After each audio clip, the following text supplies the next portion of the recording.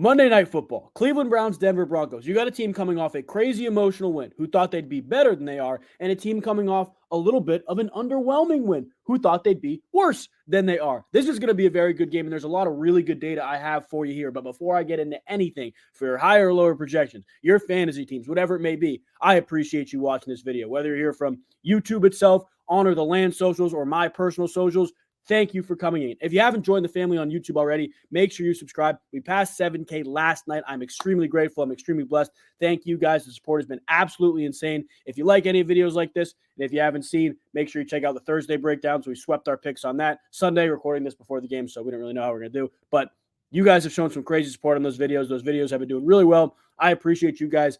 Big time for showing support. If you like this content, again, make sure you join the family, like this video to let me know that you enjoyed this content. But without further ado, we are going to get into this coverage matrix. If you guys don't know what a coverage matrix is, it's essentially a breakdown of how each team plays coverage, how often they play coverage, what that looks like. Let me switch this up for you guys. In terms of percentages for man coverage, zone coverage, everything like that. Now, it's very interesting to look at both of these teams because there isn't a huge tip in terms of zone coverage, but they're both top 10 in man coverage. So we're going to talk about some data that leads us to certain pass catchers in each of these areas, but they're both top 10 in man coverage. The Browns have been playing less man coverage lately, which is interesting because that's kind of their identity, but they've tapered off a little bit lately in terms of overall man. And the Denver Broncos love playing man. They love playing man. And here's the thing. No Cedric Tillman for the Cleveland Browns in this game. That's a huge, huge piece of information. Probably means, especially in those man situations, the Pat Surtain shadow is going to follow Jerry Jeudy. I already talked about how much I love Elijah Moore. I'm going to talk about a little bit more data that supports that. But a couple of stats you got to know. Overall this entire season, the Cleveland Browns are top 10 in wide receiver yards per game when they're being targeted. They're being targeted at the 7th highest rate on the outside and the 11th highest rate to tight ends, which is very interesting. I don't know if I want to lean into Denver Broncos tight ends. I don't know if you guys want to lean into Denver Broncos tight ends, but we'll look at the yards per out run and everything against man for those guys in a minute here. On the other side, Denver, 4th most passing attempts overall. That's going to play into the Browns' hands really nicely. Jameis has to throw the football. And the thing is, Nick Chubb is coming off of, 20 carry game, a very high volume game. So his numbers are going to be inflated. Jameis's projections for pass attempts, maybe pass yards, we'll look at it in a second here, going to be deflated. So I kind of like Jameis in terms of the overall passing aspect. And then the 6th most running back receiving yards. We got to look at Jerome Ford, guys, because I think he's going to have a more prominent role this game, especially in the pass game. We got to take a look at him and what that means. So without further ado, you see the coverage matrix. 6th most man coverage for the Denver Broncos and the 7th most man coverage for the Cleveland Browns. So now what we're going to do is we're going to go to PFF, Pro Football Focus. If you guys don't know what PFF is, highly suggest you get on it. And we're going to look again, which players on each team are best against man coverage. I told you guys the target rates, right? Nothing really sticks out for Denver, but the Browns are throwing the ball to the slot at, I believe, the 2nd highest rate since Jameis Winston came back. So they're throwing the ball to the slot. Elijah Moore is a slot guy, but we really got to think, does that change at all when Cedric Tillman is out, when Cedric Tillman is out? There's really no data to support that because when he did not play much, Amari Cooper was on the team. So there's not a ton of data that you can look at and say, okay, Cedric Tillman missed these games and this guy played X amount of snaps out wide or X amount of snaps in the slot. We kind of got to not extrapolate, but speculate a little bit with what this data is going to look like. To be fully honest with you, I don't think it changes what Elijah Moore does in terms of slot production. But let's take a look at the yards per out run overall for the Cleveland Browns against man coverage. So you look at the overall man coverage, the highest receiving grade. Well, David Bell's not playing. Jerry Jeudy, David Njoku, Blake Whiteheart, Cedric Tillman, Elijah Moore. So those are the top 5. Yards per out run, though. Cedric Tillman is number 1. He's out. Pierre Strong Jr., interesting. So Pierre Strong Jr. is obviously not going to have a significant role in this game. Jalen Darden, Jerry Jeudy is 1.25, but Elijah Moore is not great, but does it really matter if they're thrown to the slot that much? No. He's got the most catches against man, guys. Elijah Moore has the most catches against man. I'm going to write this down so I have it too. Elijah Moore, the most receptions against man coverage. The most receptions against man coverage. And like I talked about, we'll go turn on the pull up the target rates for you guys here. Advanced receiving overall offensively. You can see the slot target rate, right? This is just overall where the Cleveland Browns at. just overall, Cleveland Browns right here, middle to bottom of the pack. But when you look at just the Jameis games, we'll pull that up. Just the Jameis games. I believe it was week 8. Actually, we'll check here. Cleveland Browns. Jameis started, I believe it was week 8.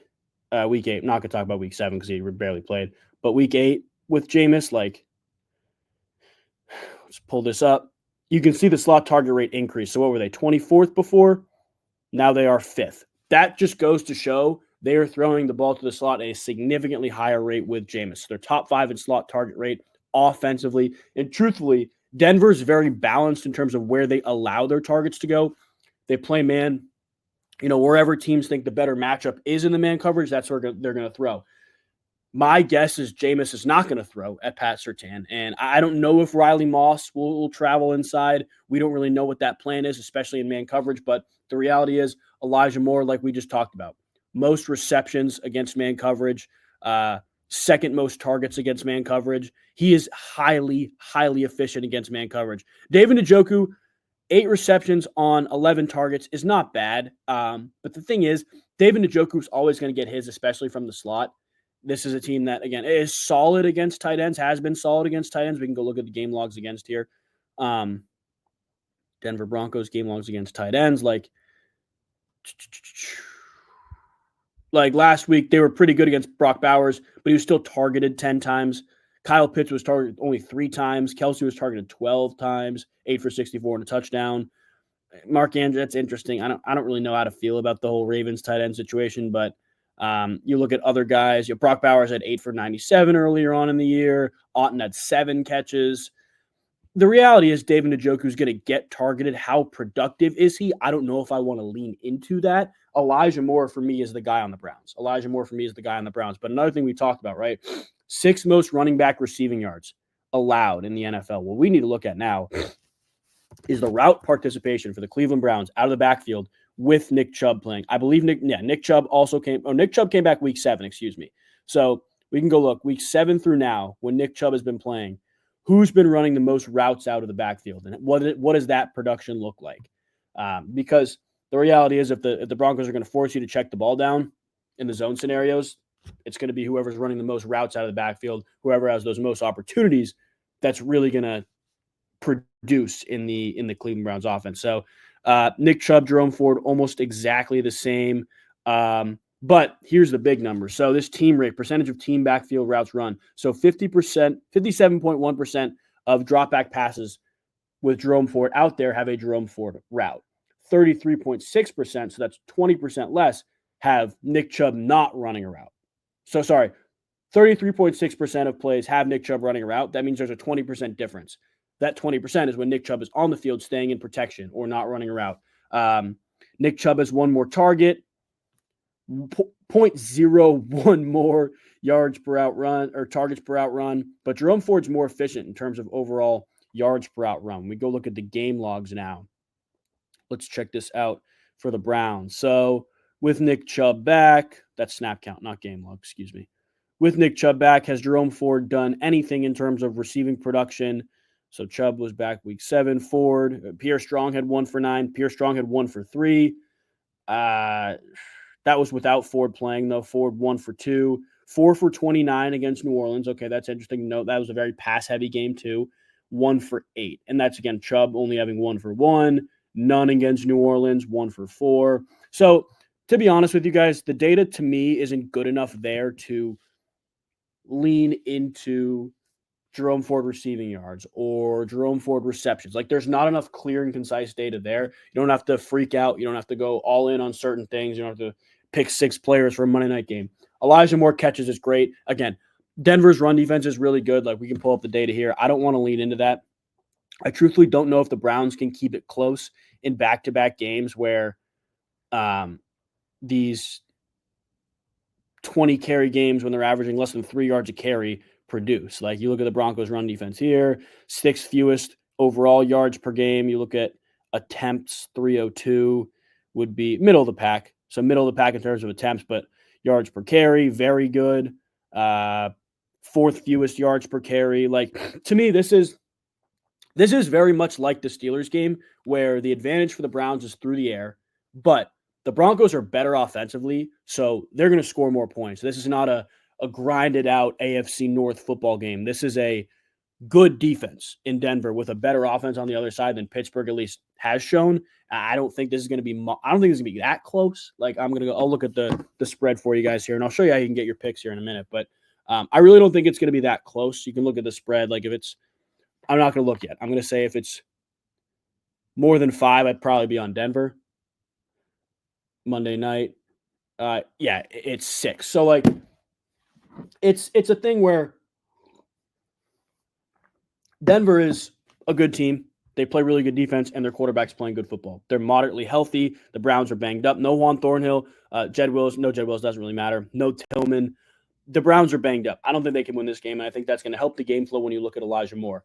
But without talking about anything on the other side just yet, I want to make sure you guys know where you can get your picks. Now, if you're making picks for this Monday night game, there are 3 places you can get some bonus cash. If you're not on any of these, there's a link right below for these. Sleeper will give you a deposit match up to $1,500 and a free half-yard pick for Monday Night Football. If you're not on it, you just have to join with code LEADS, LEADS. That's the only way you can get it. Same exact thing with Better and Underdog with joining with code LEADS. But Better is going to give you a free half completion pick. Again, code LEADS will match your first deposit up to $200.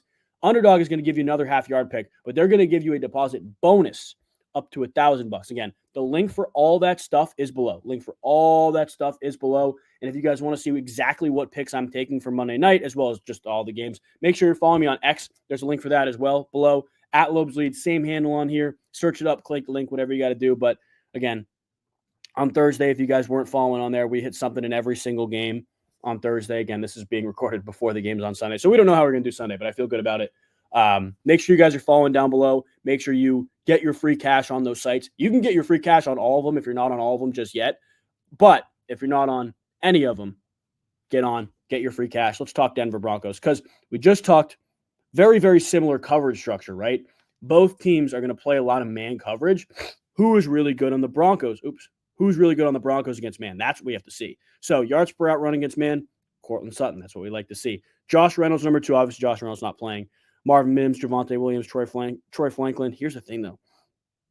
Devon Vele has 4 receptions on 8 targets. Wow, look how heavy the target is. Cortland Sutton is almost double anybody else's targets. Wow.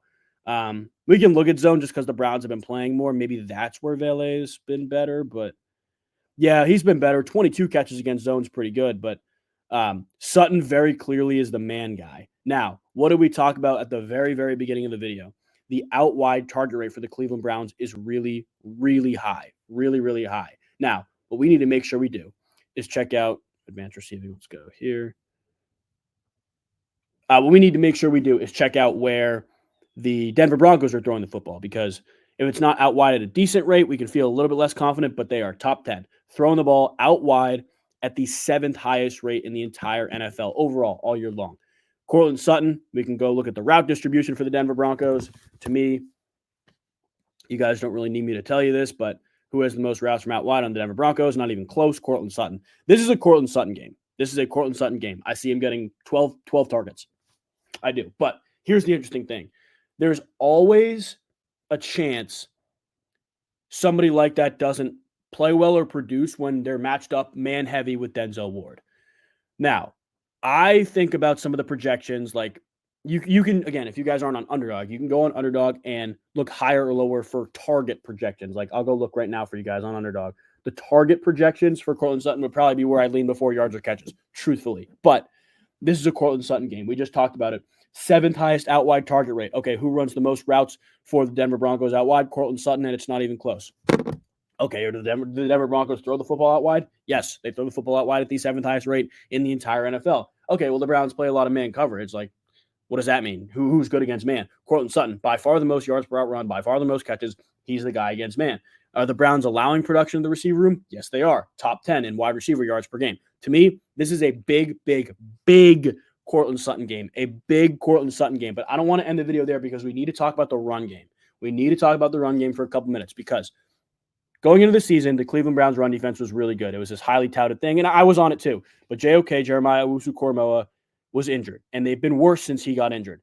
Here's what I want to check, though. So since the JOK injury, we can go game logs here. He got hurt against the Ravens, so week 9, 11, and 12. weeks 9, 11, and 12. And again, they were better last week. The Browns were better last week, but Jaylen Warren still ripped off a big run. It was in the snow. Like, things were becoming more predictable. Look at this. 7th most rush yards per game since JOK has been down.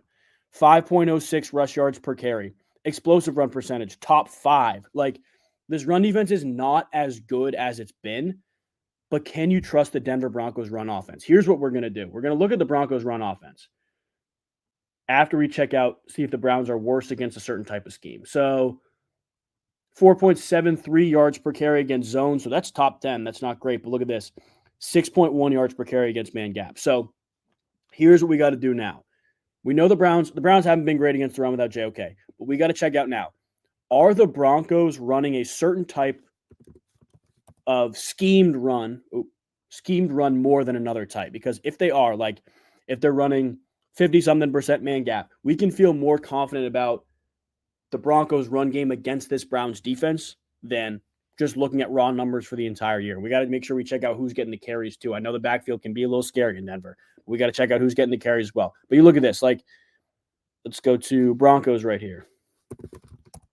So let's see who's getting the man gap carries. It's Javonte on both sides. But you look at here, the totals. More zone than man gap. Estime is getting more man gap carries than Jaleel McLaughlin is, but you look overall, attempt percentage. We'll go back to offense here. We'll load this up. Are the Broncos better in a certain type of run overall? 8th most man gap yards per carry, guys, and they're pretty balanced. I don't know. To me, that says, let's go look at some Denver Broncos game logs here for the running back position. You look at this. Javonte 9 for 59, Estime 6 for 16, McLaughlin 4 for 19. I don't know, guys. I don't know. I think the Broncos backfield is too murky to lean into, but let's look at some projections here. And again, you can get these projections on Sleeper. There's a link below for them, but let's look at some projections just to see if there's any type of edge we feel confident in, anything that seems too low. Javonte 38.5, like, I don't know. I'm not seeing anything from McLaughlin or Estime just yet. They may be out, but definitely something to monitor there. Again, the two ones we really like, if you guys are just hopping on now, and I'll explain after, is Elijah Moore. I would probably lean receptions before I lean yards. Like, it's 3.5 receptions right now. 3.5 in some places, 4.5 in others.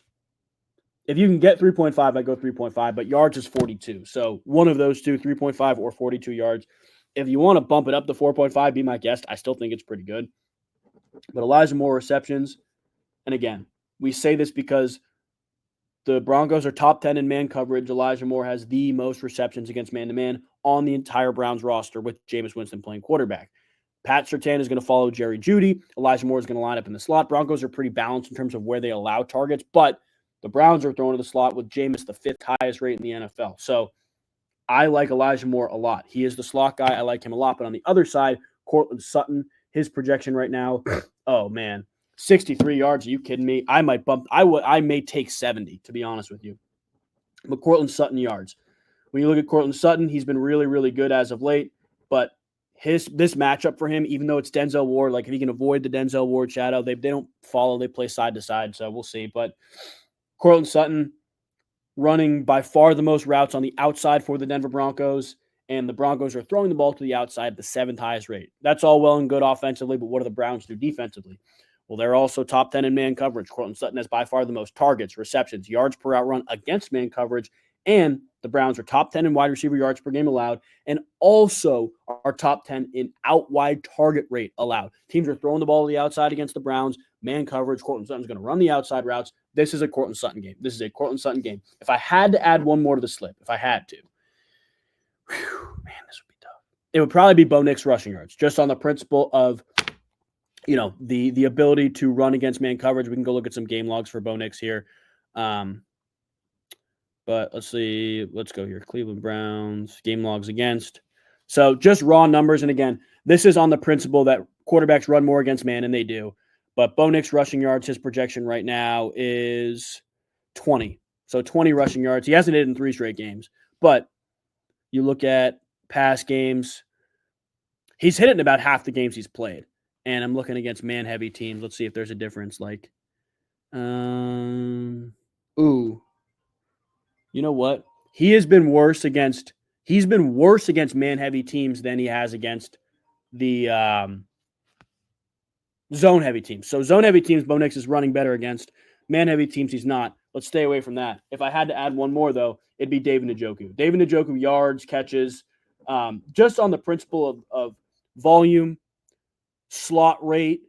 I like David Njoku a lot. I think David Njoku can produce 50-plus yards in a game where the Browns are going to be trailing. I also look at Jameis Winston's pass attempts, like 35.5 pass attempts. He has crushed that in all but the snow game. So I would bump Jameis up to my third favorite. Jameis, 35.5 attempts. And if I had to add one more, if you want to add a fourth, which I don't like doing, but if you want to add a fourth, then you could tease the other ones down. David Njoku, 45 yards for David Njoku is a little too low too. So I like that a lot. Elijah Moore receptions, Courtland Sutton yards, those are the two best. Jameis 35.5 attempts, David Njoku 45 plus. Those are the projections I'm looking at and how I'm rocking for this game. But if you guys enjoyed this video, I appreciate you watching. Thank you again. If you guys are new, make sure you subscribe and join the family. All my picks for this game will be on X at Loeb's Lead. Search it up. There's also a link below. And if you want your free cash, click that link to get your deposit match, free picks on Sleeper, Underdog, and Better Picks. God bless you guys. Enjoy the Monday night game. If you're seeing this on Sunday too, hopefully your fantasy teams are doing well. Again, if you still want Sunday night football data, there's also some data in that last video. If you're seeing this is going out 5 p.m. Eastern on Sunday. So you got a couple hours before Sunday night. If you want to check out the Sunday night data, it's in my last video. Towards the end, there's timestamps, but check it out. God bless you guys. Thank you for hopping on. We'll see you next time.